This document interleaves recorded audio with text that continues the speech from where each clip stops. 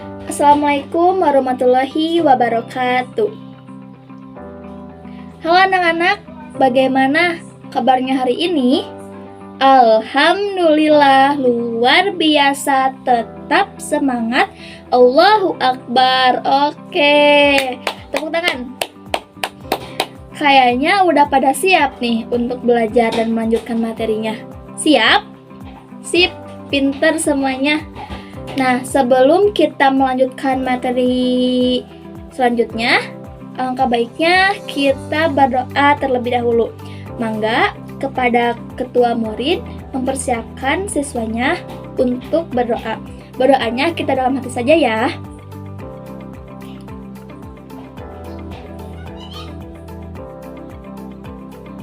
Berdoa selesai. Nah, tadi kan kita sudah berdoa. Sebelum kita belajar, Ibu mau mengabsensi dulu ya. Apakah di sini ada yang tidak sekolah? Coba lihat kanan kirinya, teman sebangkunya, apakah ada? Alhamdulillah ya, semuanya hadir ya. Hebat. Nah, sebelum kita melanjutkan ke materi, apakah ada yang masih ingat tentang pertemuan minggu kemarin? Ya, siapa? Oke, Rizky. Iya, Rizky apa? Pinter. Iya, bener ya kata Rizky. Minggu kemarin kita melakukan presentasi tentang SIP ekosistem. Nah, apa aja sih ekosistem itu? Siapa yang menjawab? Iya, Putri? Ya. Sip, pinter. Kata Putri, ekosistem itu terbagi menjadi beberapa komponen. Ada komponen abiotik dan komponen biotik. Pinter. Di sini ada yang tahu apa sih penjelasan dari ekosistem? Ada yang masih ingat? Sudah pada lupa ya. Oke, gak apa-apa. Ibu sedikit mengulas ya pengertian dari ekosistem. Ekosistem adalah suatu sistem ekologi yang terbentuk oleh hubungan timbal balik yang tidak bisa dipisahkan antara makhluk hidup dan lingkungannya, seperti itu. Nah, tadi kata Putri, komponen ekosistem itu ada dua ya. Ada biotik dan ada pinter abiotik. Komponen biotik itu adalah komponen yang hidup seperti makhluk hidup. Ya contohnya kita ya manusia, hewan, tumbuhan, seperti itu.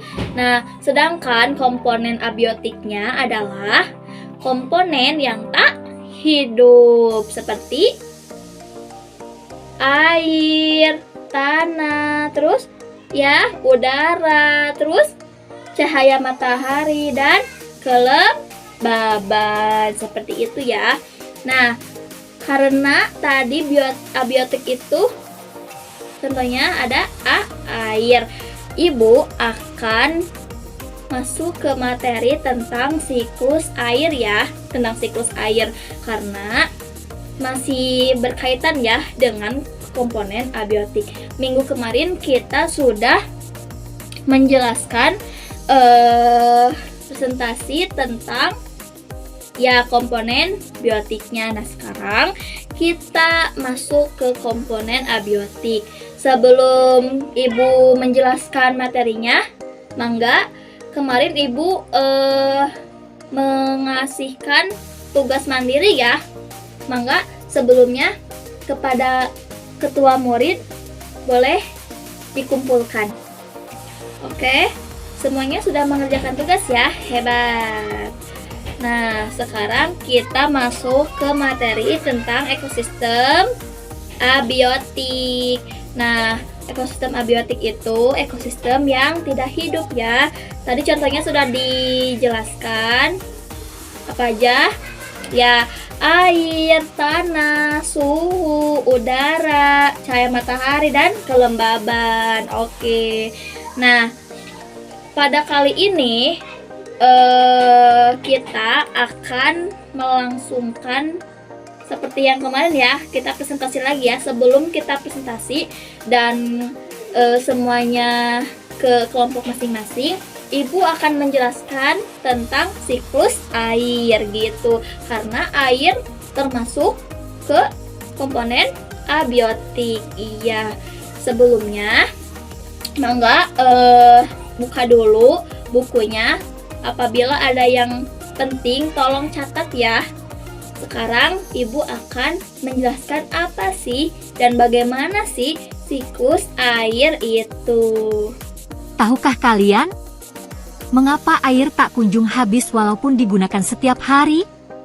Air selalu ada di bumi karena air mengalami siklus daur. Siklus air adalah perubahan yang terjadi pada air secara berulang dalam suatu pola tertentu. Misalnya, air hujan yang jatuh ke tanah dan mengalir ke sungai. Apakah air tersebut akan selamanya di sungai? Air tersebut akan menguap kemudian mengembun dan akhirnya jatuh menjadi hujan. Proses perputaran air seperti itu disebut dengan daur air, siklus air, atau siklus hidrologi. Siklus air dapat diartikan sebagai suatu sirkulasi atau peredaran air secara terus-menerus dari atmosfer menuju bumi lalu kembali lagi ke atmosfer. Siklus air sangat dipengaruhi oleh matahari. Banyak tahapan yang dilalui dalam siklus ini, seperti kondensasi, presipitasi, evaporasi, dan transpirasi. Sekarang amatilah gambar daur air atau siklus air berikut. 1. Air di laut, sungai, danau, dan waduk mengalami evaporasi, penguapan, karena sinar matahari. 2. Uap air hasil evaporasi naik dan berkumpul di udara. 3. Suhu udara yang dingin membuat uap air mengalami pengembunan, kondensasi, sehingga berubah menjadi butiran-butiran air. Butiran-butiran air ini membentuk awan. 4. Keadaan suhu yang makin dingin membuat titik air makin besar dan berat hingga jatuh ke bumi sebagai hujan, presipitasi. 5. Air hujan yang jatuh ke bumi sebagian masuk ke dalam tanah, infiltrasi, dan sebagian mengalir sebagai aliran permukaan.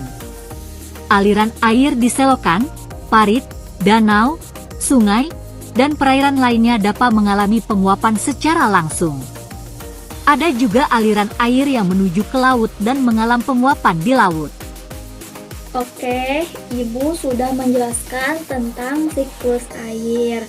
Nah, untuk selanjutnya, mangga kepada semuanya agar duduk berkelompok.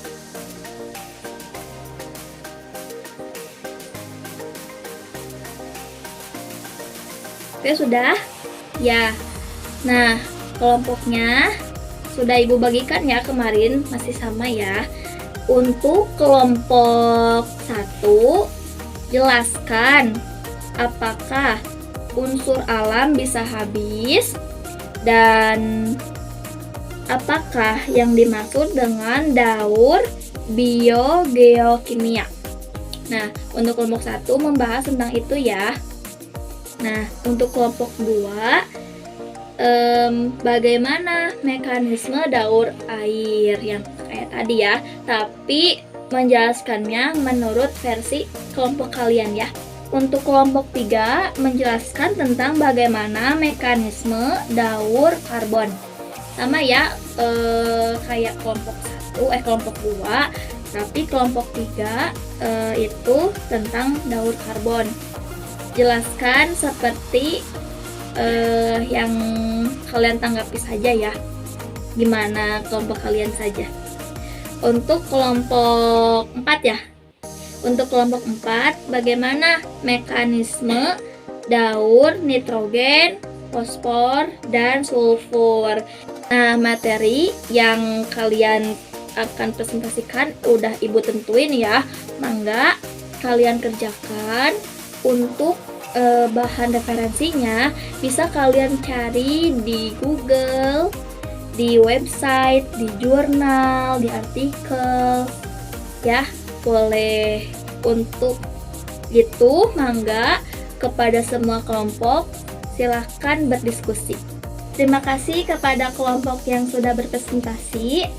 Semuanya hasilnya bagus sekali dan memuaskan. Tepuk tangan untuk semuanya. Oke, pinter. Semuanya sudah menguasai materinya ya. Dan kolaborasinya cukup bagus. Penyampaiannya juga cukup bagus. Dan hasilnya cukup menarik. Nah, sebelumnya Ibu sudah membagikan sebuah kertas ya, kertas. Nah, itu untuk tugas ya. Tugas mandiri. Cuma 2 soal kok, cuma 2 soal.